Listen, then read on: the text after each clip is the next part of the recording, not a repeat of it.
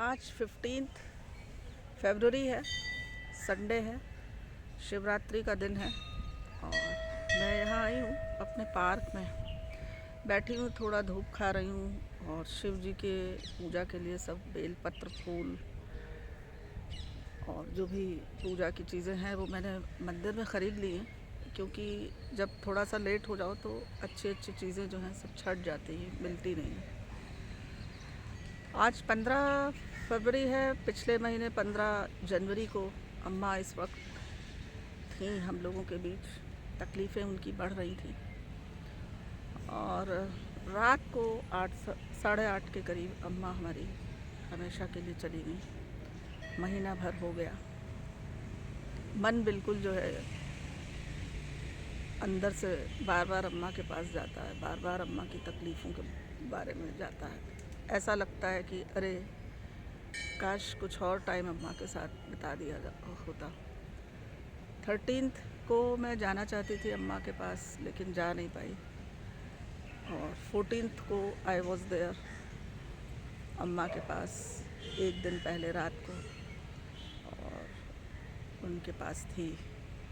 15 को अम्मा चली गई। मुझे मालूम नहीं है, देखिए हर तरह की वो होती है। कई बार आफ्टर मैरिज गर्ल्स अपने परिवारों में पूरी तरीके से रम जाती हैं और अच्छा भी रहता है, लेकिन कई बार कुछ लोग अपने माता पिता से पूरी तरह से विमुख हो जाते हैं, लड़कियां। यहाँ मेरा माता पिता से भी उतना ही स्नेह, उतना ही प्यार रहा, भाई बहनों से भी उतना ही रहा जैसा पहले था। और शादी के बाद चीज़ें चेंज हो जाती हैं, और लेकिन मेरा अपना ये रहा कि दोनों तरफ मेरा वो रहा। अम्मा के जाने के बाद बहुत सी चीज़ें जो हैं रह रह के याद आती हैं। वो कह पाना तो बड़ा मुश्किल है इन चंद मिनटों में कि अम्मा ने कितना कुछ सेक्रीफाइस किया हम लोगों के लिए, कितना कुछ किया। उसके लिए बहुत वक्त चाहिए और शायद सब वक्त कम पड़ जाएगा। अम्मा की तकलीफ़ें लास्ट डेज़ में बढ़ने लगी थी, उनकी तकलीफ़ें देखी नहीं जा रही थी। शायद ईश्वर ने उनको इसीलिए अपने पास बुलाया। जीवन में मेरी अपनी ये लर्निंग है कि खुश रह के आप अपने माता पिता के साथ समय व्यतीत कीजिए, उनकी भावनाओं की कद्र कीजिए। और बहुत कुछ लगता है छूट गया, बहुत कुछ लगता है कि ये कर लेते तो ऐसा होता, वो कर लेते तो वैसा होता। मैं यहाँ पार्क में बैठी हूँ, अच्छी धूप आ रही है। जनरली मैं नीचे आती नहीं हूँ, मन थोड़ा सा बोझिल हो जाता है। इस बात को मन से निकाला नहीं जा सकता। लगता है अम्मा कहाँ होंगी, क्या वो देख रही होंगी हम लोगों को? Is there any provision that one person goes forever, death के बाद क्या वो अपने परिजनों से जो है मिल सकता है? क्या वो अपने बच्चों को, अपने परिवार वालों को देख सुन सकता है? I really don't know.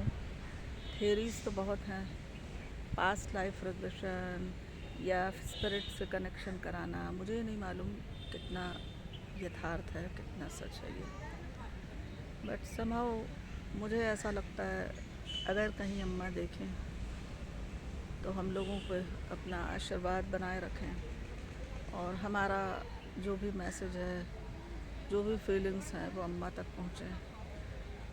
पिताजी तो कई साल पहले चले गए, 2020 में। जस्ट कोरोना की स्टार्टिंग भी नहीं हुई थी, इंडिया में नहीं हुई थी, बाहर तो हो गई थी। फरवरी 24 को पिताजी नहीं रहे और अम्मा अब नहीं रही। ये कुछ फीलिंग्स थी, मैं वही बात कर रही थी अभी। माता पिता को लोग कैसे इग्नोर कर देते हैं, कैसे करते हैं, उनके क्या संस्कार होते हैं मुझे पता नहीं। माता पिता से बढ़ कर कोई नहीं होता है। अम्मा तुम जहाँ हो तुम बहुत खुश रहो, शांति से रहो, यही ईश्वर से प्रार्थना है। और हम लोगों को हिम्मत दो, प्रेरणा रही हो हम लोगों के लिए तुम हमेशा जीवन भर। मैं क्या कहूँ, मन में बहुत कुछ भाव आते हैं पर कुछ कहने का समझ में नहीं आता है, कहाँ से कहूँ कहाँ से ख़त्म करूँ। अम्मा, ओ अम्मा, तुम जहाँ भी हो खुश रहो अम्मा, शांति से रहो अम्मा, मेंटल पीस, शांति। आज 1 महीना हो जाएगा अम्मा तुमको गए हुए रात में।